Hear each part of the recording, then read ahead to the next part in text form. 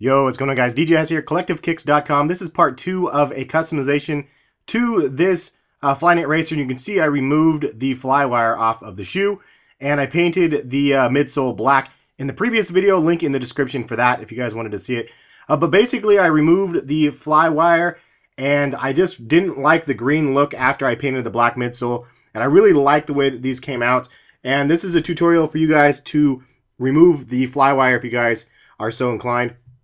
Note that the fly wire is there for extra added support, so if you remove it, obviously part of the support goes away. So if you were actually running in these shoes, I probably wouldn't run in them with the lack of support that is now there. But honestly, it's not that much different with or without them. And you can see down at the bottom area where I cut it, there's a little bit of added material that I probably just need to come back through and chop off. There's only a couple things that you'll need in this video. There'll be links in the description for these products.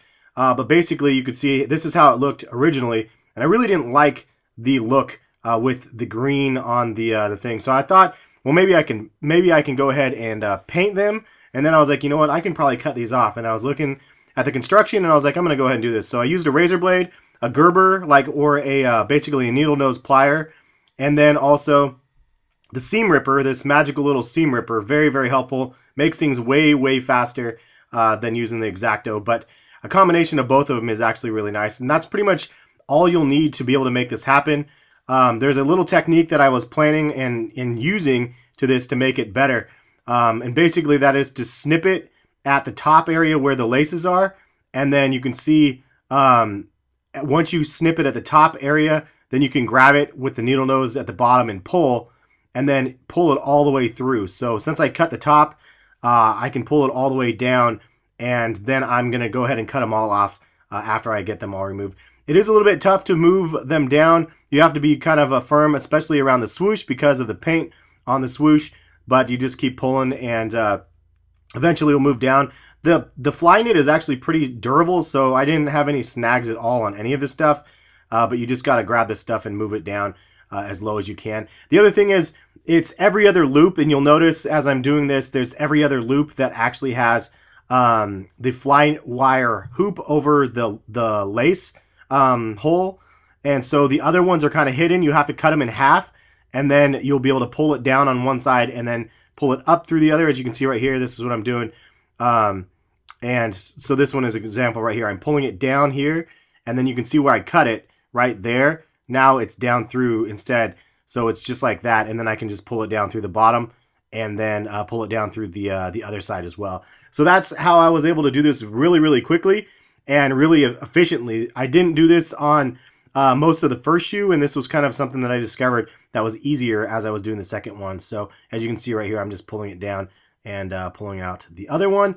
So now you can see I'm just going to kind of progress through. So I'm going to time lapse the rest of this. It's pretty much the same exact thing, and you can see that I just have to go ahead and prep it, and you can see I'm cutting the laces right there on this one, and of course I'm out of the camera, but I'm not. Did I say the laces? I mean the lace holders, and I use the seam ripper for that. But then I'm just ripping and grabbing as I showed you previously, and just like it was pretty easy to do once you get them all down. I will go in a regular mode here in a second and show you guys how I did the final part and actually cutting them from the fly wire, because that's probably the most critical part. But this part was the easiest to prep it, and it made it easier to do this part right here.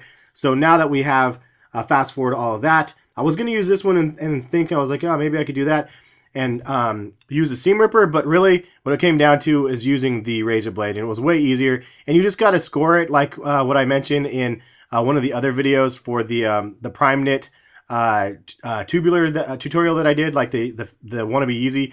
You just kind of slice back and forth a couple times, and then it will actually remove just a couple little slices with this razor blade, you can see, and I'm pulling on it, and then it just snaps off. So really, really easy to do. Once you've done this part of it, you could do the other parts, or you could do this part first if you wanted to, but honestly, it's easier if you can just grab a hold of it from one end and pull. So I'm going to go ahead and time lapse this part now, and you can see me removing the rest of this stuff, but pretty easy, and it gets it down all the way down to the midsole, which is really nice because then it's pretty much non-existent at this point. So really, really an easy tutorial to do. If you didn't like the color of one of the like shoes that came out or whatever like this. I mean, I like the blue a lot and the blue and the black, but the neon to me just didn't work. So the black midsole was a plus, and then this.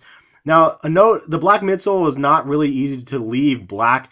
I mean, I did everything I could do, but the Lunarlon material was really not one.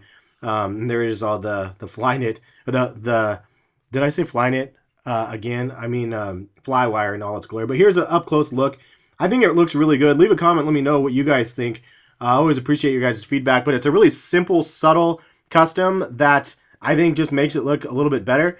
I can clean up some of the edges here and there, but all in all, I think it looks pretty good. Again, the black Lunarlon, I don't know if I would recommend doing it. It's kind of tough because it does fade a little bit and chip. So if you don't expect that, it will probably do that.